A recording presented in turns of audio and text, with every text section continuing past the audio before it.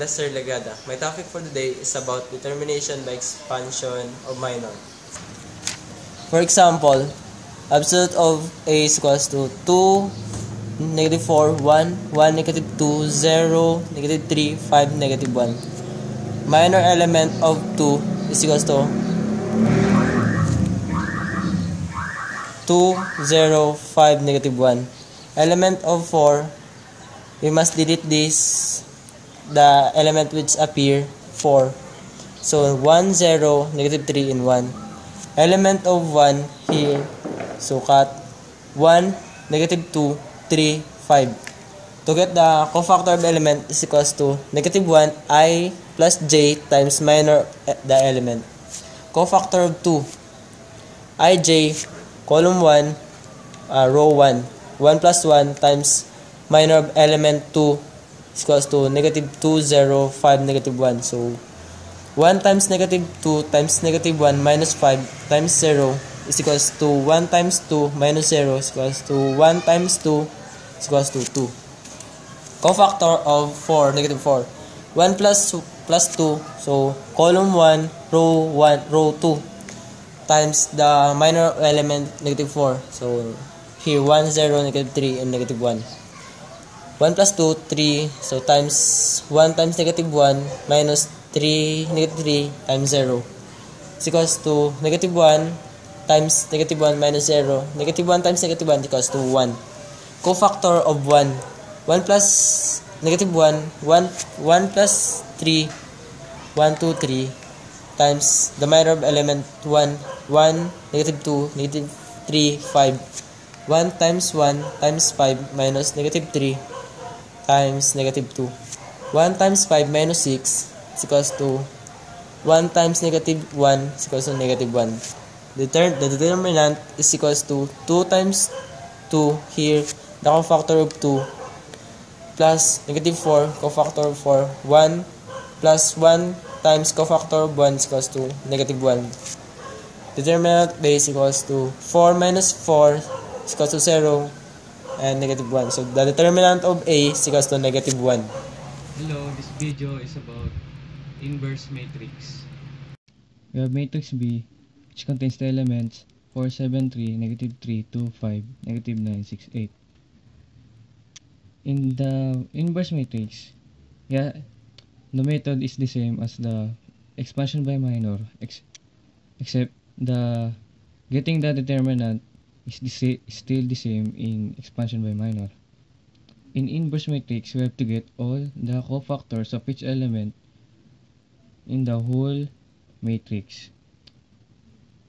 Now, after getting all of the cofactors of each element, we have to replace all the cofactors in the matrix. Now, we have matrix of B, negative 14, negative 21, 0, negative 38, 59, negative 87, 29, negative 29, 29.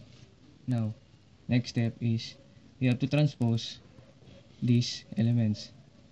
The rows will be column and the column will be the rows. Now, we have negative 14, negative 38, 29, negative 21, 59, negative 29, 0, negative 87, 29.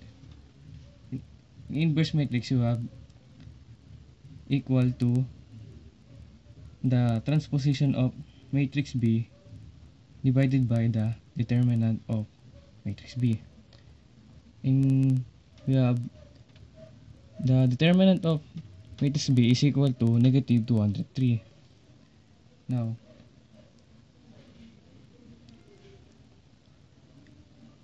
Now, we have negative 14, negative 38, 21, negative 21, 59, negative 29, 0, negative 87, 29 over negative 203. Computing this matrix, we have the inverse matrix of B, which contains the elements 2 over 29, 38 over 203, negative 1 over 7, 3 over 29, negative 59 over 203, 1 over 7, 0, 37, negative 1 over 7. This time, I'm going to show you how to solve algebra of matrix. The matrix of A is equals to x, y, 2, and 5. The matrix of B is 3, 0, B, and A. The question is, find A, B, X, and Y if the matrix A is equals to matrix B. The answer is, X is equals to 3, Y is equals to 0, A is equals to 5, and B is equals to 2. This will be the final answer.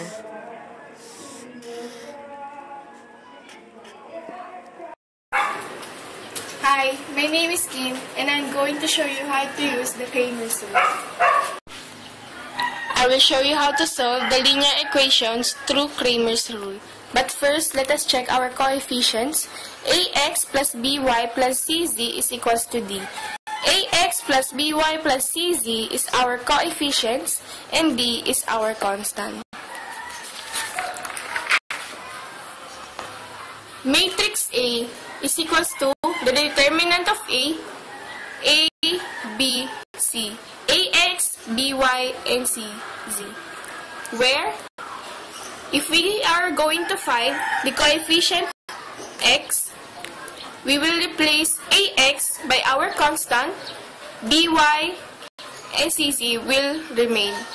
And searching for the coefficient x, determinant of x divided by the determinant of A.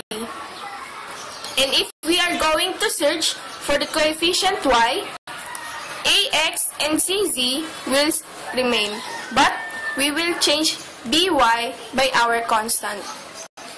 Y is equals to the determinant of Ay over A.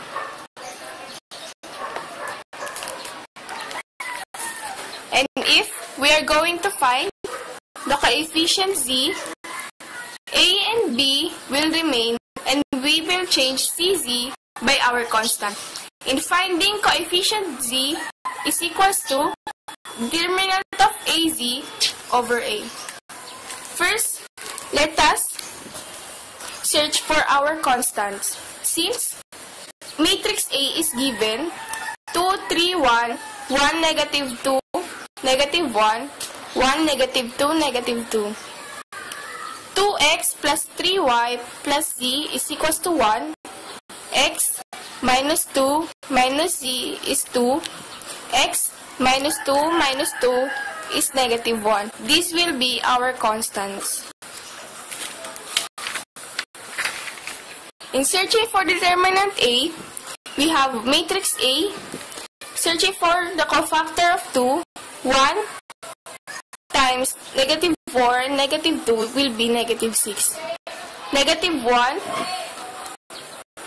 times 6 plus 2 will be negative 8.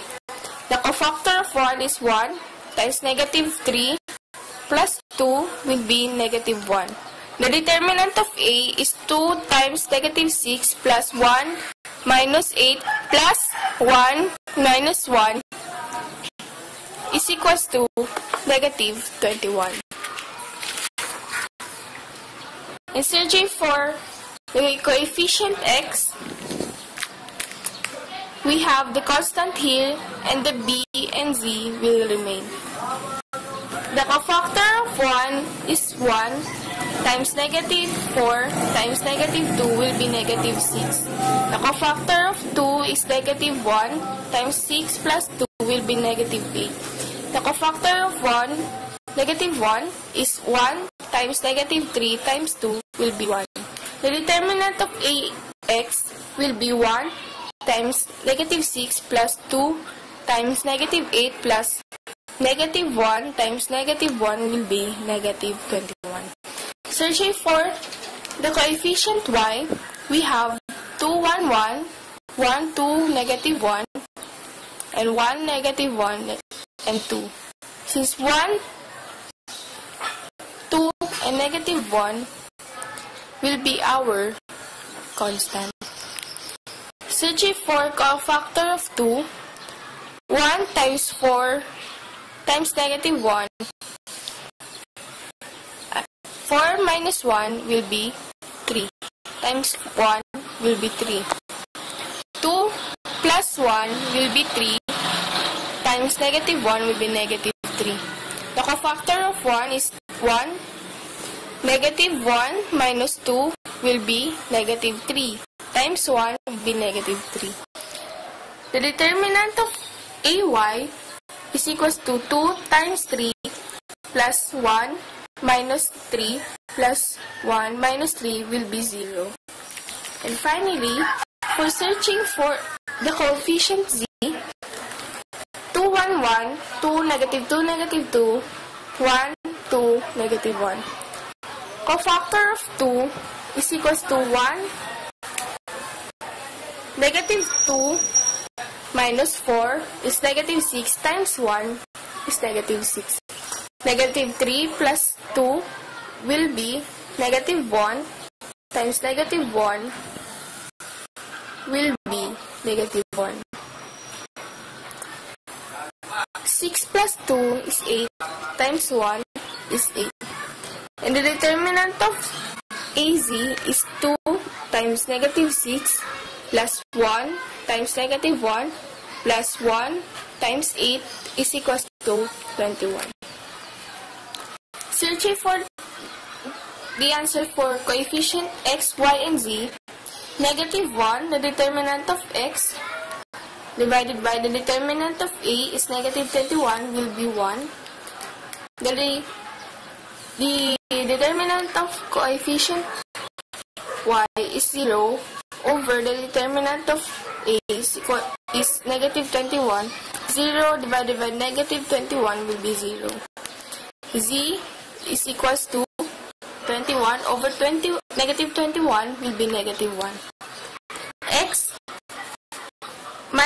equals to 1, y is equals to 0, z is equals to negative 1. This will be the solution for your linear equations using the Cramer's rule. Thank you very much.